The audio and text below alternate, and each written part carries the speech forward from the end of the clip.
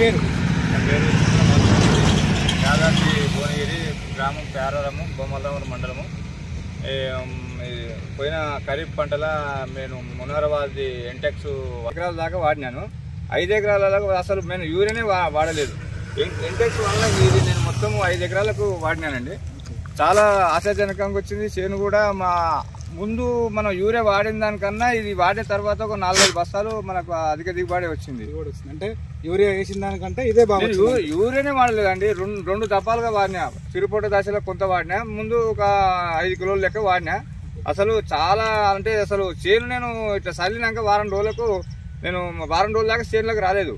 వచ్చి చూస్తే అసలు మనదే నా చేను అన్నట్టుగా అనిపించింది. చాలా ఆశాజనకంగా ఉంది. అసలు ప్రతి ఒక్క రైతాంగాన్ని కూడా నేను ఒక 10 మంది నా తోటి రైతులకు కూడా చెప్పవలసింది, తెచ్చుకురు వాళ్ళు వేసుకురు, వాళ్ళు కూడా మంచి ఫలితం తీసుకురు.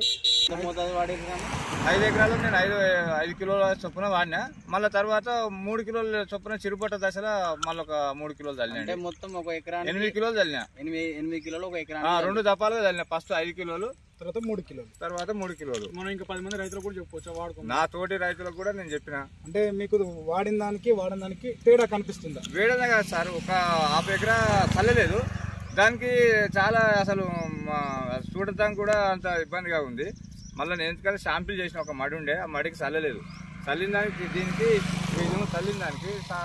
చల్లని దానికి అక్కడ ముందుగా పోసేసినాం. మునారా కంపెనీ వాళ్ళకు చాలా ధన్యవాదాలు.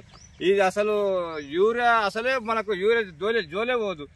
మనకు ఈ 8 కిలోలతోని ఒక ఎకరాకు 8 కిలోలు చల్లుకున్నాం అనుకో, అసలు మనకి ఎంత రిజల్ట్ ఉంటుందో. మనకి ఇంకా 7 బస్తాలు కూడా దిగుబడి ఎక్కువ వస్తుంది కాదు, వచ్చింది మాకు ఆల్రెడీ ప్రాక్టికల్ కూడా మేము చేసాము. అందుకని చెప్తున్నాను నేను.